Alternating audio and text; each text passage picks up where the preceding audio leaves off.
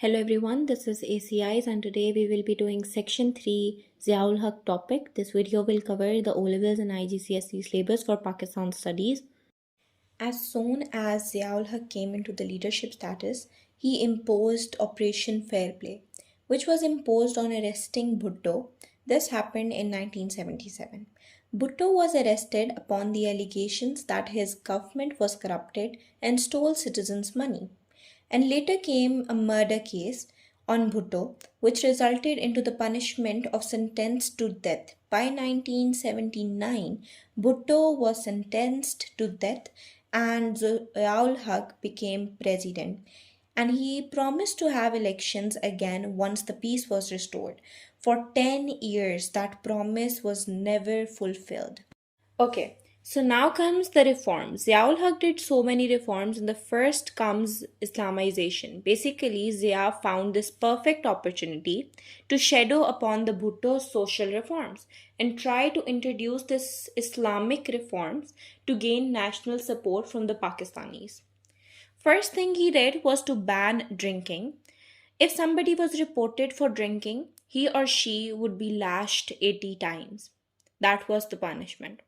If somebody was reported for adultery, if it's an unmarried person, he would be lashed 80 times, and if it was a married person, he or she would be stoned to death.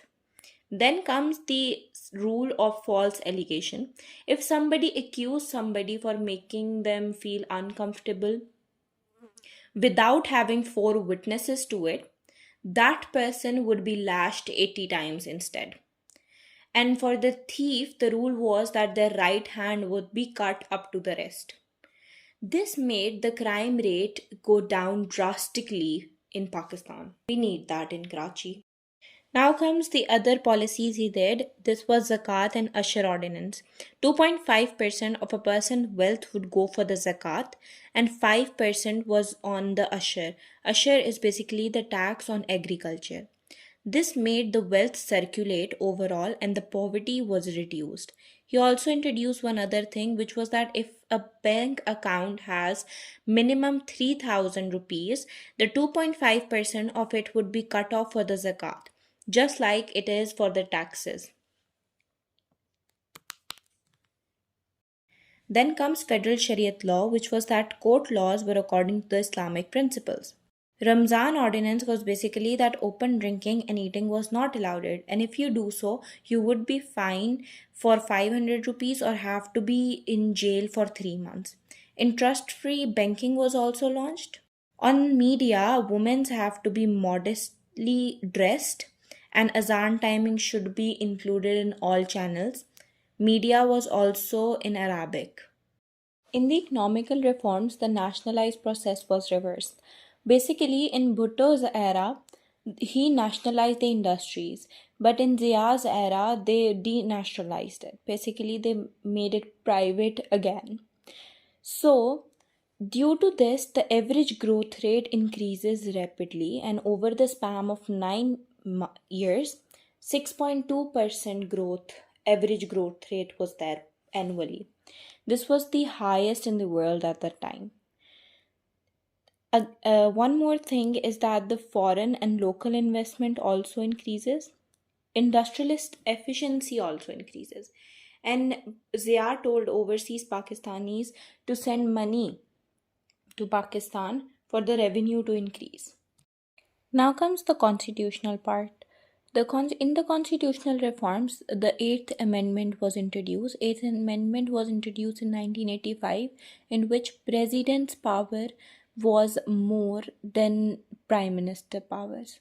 Basically, in the Constitution of 1973, Prime Minister was more powerful in decision making, but this time the President was more powerful and he can also dismiss the Prime Minister. Also, the martial law was lifted. Now comes the foreign policies. By 1978 to 1979, Karakoram Highway plan was discussed. This connected Pakistan and China. Through this, the trade increased, the tourism increases, the relationship with China grew.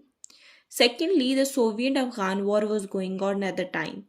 Pakistan supported Afghanistan because of the neighboring country. This made USA become allies with the Pakistan. USA supported Pakistan by sending her aid, which was approximately around $1.6 billion at the time. He also sent her military equipment along with army that was very strong. Due to the allies between USA, Pakistan, and Afghanistan, the relationship of Pakistan with the USSR was gone worse. Thirdly, UK Prime Minister Margaret visited Pakistan and they gave Pakistan aid of $46 million. They also gave aid for the trade that was around $376 million.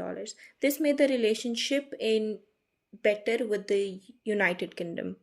Pakistan also sent 5,000 military men to Middle East for help. This made their relationship better with the Middle East. They also started trade with the Bangladesh. However, Zia introduced the nuclear program, which was against the policy of United Kingdom and USA. That made them very unhappy, and the relationship was gone a bit worse due to that factor. Now comes the decline of Zia-ul-Haq. Decline of Zia-ul-Haq started when Sikh demanded for separate state. They saw Muslims getting a separate country, so they started demanding a separate state for themselves also. This made the relationship with India gone worse. Secondly, the provinces were difficult to administer. Due to the Sikh violence, the NWFP refuge number increased because of the Soviet Union war. The Afghanistan refugees increased in number. Thirdly comes the Ojri camp incident. Ojri camp incident was basically when a weapon dump in the Ojri camp was blown up. This made into a political crisis, removed Junejo from his position, and also hundreds of civilians were killed. The law and order of Zia-ul-Haq reforms was very strict, which resulted in violence to be increased, drug trafficking to be increased, and there was a lot of corruption also. Then in 1988 August, Zia-ul-Haq along with the USA ambassador and Akhtar Abdullah Rahman was on the plane and it crashed and he died.